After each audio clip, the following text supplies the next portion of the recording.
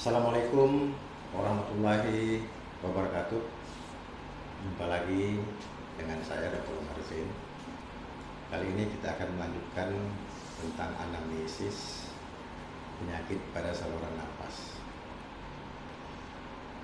Para mahasiswa yang saya sayangi, dalam melaksanakan anamnesis pada pasien-pasien dengan keluhan saluran napas, terutama kita harus mengetahui dan memahami keluhan-keluhan yang lazim dikeluhkan pasien yang mengidap penyakit pada saluran napas. Yang pertama itu adalah batuk. Batuk ini sama seperti keluhan utama lainnya, perlu ditelaah sudah berapa lama, kemudian kapan-kapan saja terjadi batuk, apakah pada malam hari atau pada pagi hari. Kemudian di samping batuk, tentunya apakah ada sputum. Sputum atau dahak ini penting ditanyakan, pertama mengenai volumenya, kemudian warnanya. Nah, warna sputum ini yang lazim itu adalah warna bening, kemudian warna kuning atau hijau atau berwarna merah apabila terjadi batuk darah atau hemoptyui. Dalam menanya warna ini pun juga kita harus memastikan, karena tidak spontan pasien itu menyebutkan warna dahak yang dikeluarkannya. Demikian juga dengan batuk darah, kita harus bedakan dengan muntah darah. Muntah darah itu warna darahnya tidak merah tetapi hitam, karena darah itu sudah bercampur dengan asam lambung sehingga warnanya berubah menjadi hitam. Acap kali pasien yang muntah darah atau acap kali pasien yang batuk darah tetapi dia mengeluh muntah darah. Dengan anamnesis yang cermat kita bisa membedakan itu. Di samping itu lagi adalah yang sering dengan keluhan batuk itu adalah sesak napas. Sesak napas ini juga harus dieksplorasi apakah sesaknya itu berkaitan dengan batuk atau sesaknya itu ada hubungan dengan aktivitas, kemudian apakah ada hubungan dengan posisi, apabila posisinya dalam keadaan tidur lebih sesak daripada duduk, itu juga perlu ditelaah. Kemudian apakah ada bunyi wheezing atau menyi ketika timbul sesak. Itu khas pada penyakit asma, walaupun menyi itu tidak karakteristis untuk asma saja, bisa juga penyakit-penyakit lain juga timbul menyi.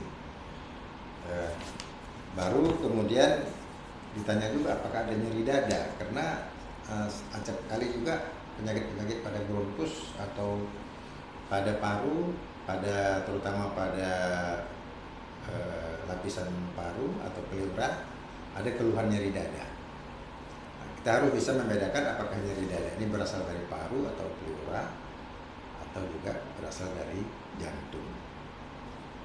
Baru kemudian kita tanyakan apakah ada riwayat alergi, karena manifestasi alergi itu salah satunya adalah pada saluran napas.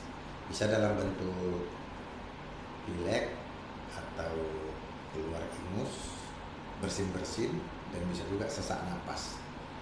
Karena kita ketahui pada asma alergi, salah satu faktor pencetusnya adalah alergi seperti alergi debu, alergi bau-bauan, dan juga alergi udara seperti udara dingin misalnya.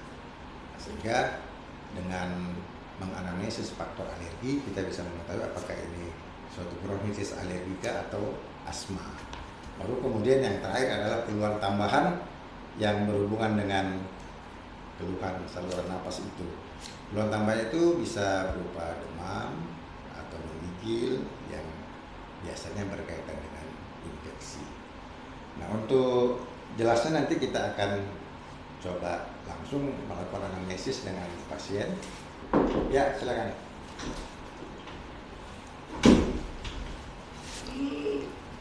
Ya, silakan Pak. Selamat sore dok. Ya, selamat sore Pak. Dengan siapa Pak? Pak Sitepu dok. Oh, Pak Sitepu ya. Ya dok. Apa keluhannya Pak? Napas saya sesak dok. Oh, sesak napas sudah berapa lama? 3 hari dok. 3 hari sesak. Iya dok. Kemudian sesaknya itu terus-terusan atau ada masa tidak sesak? Ya kemarin kan sesaknya terasanya makin lama makin tambah sesak dok. Dan sebelumnya juga memang batuk dok. Oh, ada batuk. Batuknya sudah berapa hari? 2 hari dok. Mana duluan, batuknya atau sesaknya? Setelah batuk 2 hari dok, baru datang sesaknya dok. Ada bunyi-bunyi napas? Inilah bunyinya dok. Oh Iya, iya, Dok. iya. Oh. Ada menderita asma, Bapak? Asma, tapi dahak dok. Ada dahak. Oh, ada dahak. Nah, Dahaknya warnanya apa? nggak payah keluar dahaknya dok. Kalau keluar dahaknya, Warna- sesaknya baru agak berkurang dok. Warna dahaknya apa? Warna dahaknya biasa aja dok. Ya, maksud saya warna itu apakah putih, kuning, atau hijau? Dahaknya itu agak kental dok. Ya, warna dahaknya.